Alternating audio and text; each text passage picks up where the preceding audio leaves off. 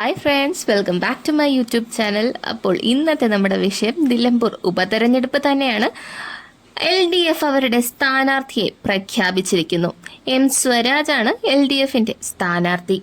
UDFന്റെ ആര്യാടൻ ഷൗക്കത്തിനെ നേരിടാൻ പോകുന്നത് LDFന്റെ M സ്വരാജാണ്. ഇനി ഇതിൻ്റെ ഇടയിൽ അൻവർ സ്വതന്ത്രനായി മത്സരിക്കുമോ എന്നുള്ള കാര്യം നമുക്കറിയില്ല. എന്നാലും നമുക്ക് ഇതിനെക്കുറിച്ച് കൂടുതലൊന്ന് ഡിസ്കസ് ചെയ്യാം. CPM സംസ്ഥാന സെക്രട്ടറി MV ഗോവിന്ദനാണ് സ്ഥാനാർത്ഥിയെ പ്രഖ്യാപിച്ചത്. UDF സ്ഥാനാർത്ഥിയെ പ്രഖ്യാപിച്ചിട്ടും LDF സ്ഥാനാർത്ഥിയെ പ്രഖ്യാപിച്ചിരുന്നില്ല. പലരും പറഞ്ഞു സ്വതന്ത്രനെ നിർത്താനാണ് സാധ്യത എന്ന്. എന്നാൽ ഇപ്പോൾ ഇതാ സ്വരാജ് പോരാട്ടത്തിൽ പങ്കെടുക്കുമെന്നാണ് പ്രഖ്യാപനം. അൻവറുമായി ബന്ധപ്പെട്ടുള്ള രാഷ്ട്രീയ നീക്കങ്ങൾക്കിടെയാണ് CPMന്റെ പ്രഗത്ഭനായ നേതാവിനെ നിലമ്പൂരിൽ സ്ഥാനാർത്ഥിയാക്കുന്നത്. രാഷ്ട്രീയ പോരാട്ടത്തിന് സ്വരാജ് മികച്ച സ്ഥാനാർത്ഥിയാണെന്ന് MV ഗോവിന്ദൻ പറഞ്ഞു. നിലമ്പൂർ ഉപതെരഞ്ഞെടുപ്പ് CPMും മത്സരിക്കും. രാഷ്ട്രീയ പ്രാധാന്യമുള്ള മണ്ഡലമാണ്. സഖാവ് കുഞ്ഞാലിയുടെ നാടാണ്. PV അൻവർ ഇടതുമുന്നണിയെ വഞ്ചിച്ചു. അൻവർ ഒറ്റുകൊടുത്തു. രാഷ്ട്രീയ യൂദാസാണ് അൻവർ. കാല് പിടിക്കുമ്പോൾ മുഖത്ത് ചെളിവാരി എറിയുന്ന എന്നാണ് അൻവർ UDFനെ കുറിച്ച് പറഞ്ഞത്. അൻവറിന്റെ ദയനീയ ചിത്രം കേരളം കാണുന്നുണ്ട്. രാഷ്ട്രീയ പോരാട്ടമാണെന്നും ഗോവിന്ദൻ പറഞ്ഞു. സ്വരാജ് നിലമ്പൂരിൽ മത്സരിക്കാൻ സമ്മതിച്ചു. പാർട്ടിയാണ് സ്ഥാനാർത്ഥിയെ തിരഞ്ഞെടുത്തത്. M സ്വരാജ് നിലമ്പൂരിലെ യോഗ്യനായ സ്ഥാനാർത്ഥിയാണെന്ന് CPI സംസ്ഥാന സെക്രട്ടറി ബിനോയ് വിശ്വം പ്രതികരിച്ചു. നിലമ്പൂരിൽ M സ്വരാജിന്റെ വരവോടെ LDF വിജയം കൂടുതൽ സുനിശ്ചിതമായി. ആശയപരമായും രാഷ്ട്രീയപരമായും പ്രതിസന്ധി നേരിടുന്ന UDF BJP ശക്തികളെ പരാജയപ്പെടുത്താനുള്ള രാഷ്ട്രീയ സമരത്തിൽ LDFനെ നയിക്കാൻ ഏറ്റവും യോഗ്യനായ സ്ഥാനാർത്ഥിയാണ് സ്വരാജ് എന്നും ബിനോയ് വിശ്വം പറഞ്ഞു.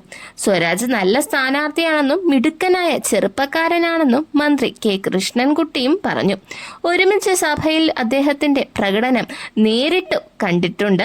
അതുകൊണ്ട് തന്നെ അദ്ദേഹം മിടുക്കനാണ്. വിഷയങ്ങൾ പഠിച്ചാണ് കാര്യങ്ങളെല്ലാം അവതരിപ്പിക്കുന്നത്. നിലമ്പൂരിൽ LDFന് അനുകൂലമായ സാഹചര്യമാണെന്നും കൃഷ്ണൻകുട്ടി പറഞ്ഞു. തുറുപ്പ് ചീട്ട് എറിഞ്ഞിട്ടുണ്ട്. പക്ഷേ നമ്മൾ ആലോചിക്കേണ്ട ഒരു കാര്യമാണ്, ഇതൊരു ഉപതെരഞ്ഞെടുപ്പാണ്. എന്നിട്ട് പോലും രാഷ്ട്രീയ കോലാഹലങ്ങളും രാഷ്ട്രീയ തന്ത്രങ്ങളും എല്ലാം നന്നായി നടക്കുന്നുണ്ട്. അത്രയ്ക്ക് ഇമ്പോർട്ടൻ്റ് ആണ് ഈ ഉപതെരഞ്ഞെടുപ്പ് എന്ന് പറയുന്നത്. അതേസമയം ഉപതെരഞ്ഞെടുപ്പ് നടക്കുന്ന നിലമ്പൂരിൽ മത്സരിക്കാനുള്ള പ്രഖ്യാപനം നീട്ടി PV അൻവർ. തൃണമൂൽ കോൺഗ്രസിന് UDF ഘടകകക്ഷിയായില്ലെങ്കിലും സ്ഥാനാർത്ഥിത്വം പ്രഖ്യാപിക്കുമെന്നാണ് നേരത്തെ PV അൻവർ തീരുമാനിച്ചിരുന്നത്. എന്നാൽ UDF തീരുമാനത്തിനായി ഒരു പകൽ കൂടി കാത്തിരിക്കുമെന്നും മാന്യമായ തീരുമാനം പ്രതീക്ഷിക്കുമെന്നും PV അൻവർ വ്യക്തമാക്കി. പ്രഖ്യാപനം നടത്താൻ ഇന്ന് രാവിലെ 9 വിളിച്ച വാർത്താ സമ്മേളനത്തിലാണ് തീരുമാനം താൽക്കാലികമായി നീട്ടിയെന്ന് അൻവർ പറഞ്ഞത്. UDFലെ ഉന്നത നേതാക്കൾ വിളിച്ച് ഒരു പകൽ കൂടി വെയിറ്റ് ചെയ്യണമെന്ന് ആവശ്യപ്പെട്ടു അത്രേ. പ്രധാനപ്പെട്ട സാമുദായിക നേതാക്കളും UDFന്റെ ഉത്തരവാദിത്വപ്പെട്ട നേതാക്കളും ചില സാമൂഹിക നേതാക്കളും വിളിച്ചിരുന്നു. അവരെല്ലാം ഒരു പകൽ കൂടി നിങ്ങൾ കാത്തിരിക്കണമെന്നാണ് ആവശ്യപ്പെട്ടത്. PK കുഞ്ഞാലിക്കുട്ടി അടക്കമുള്ള മുസ്ലിം ലീഗ് നേതാക്കളും കോൺഗ്രസിന്റെ ഉത്തരവാദിത്വപ്പെട്ട നേതാക്കളും ഇപ്പോൾ പ്രഖ്യാപനം നടത്തരുതെന്ന് പറഞ്ഞിരുന്നു. അതിന്റെ അടിസ്ഥാനത്തിൽ എന്തിനാണോ ഇപ്പോൾ വാർത്താസമ്മേളനം വിളിച്ചത് അക്കാര്യം ഇപ്പോൾ ചർച്ച ചെയ്യുന്നില്ലെന്നും PV അൻവർ പറഞ്ഞു. ഇത്രയധികം ആളുകൾ കാത്തിരിക്കണമെന്ന് പറയുമ്പോൾ അത് മുഖവിലക്കെടുക്കാതെ പറ്റില്ലല്ലോ. അവർ പറഞ്ഞത് മുഖവിലക്കെടുക്കുന്നു.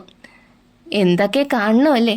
അപ്പോൾ എന്താണ് നിലമ്പൂരിൽ നടക്കാൻ പോകുന്നതെന്ന് നമുക്ക് കാത്തിരുന്ന് തന്നെ കാണാം.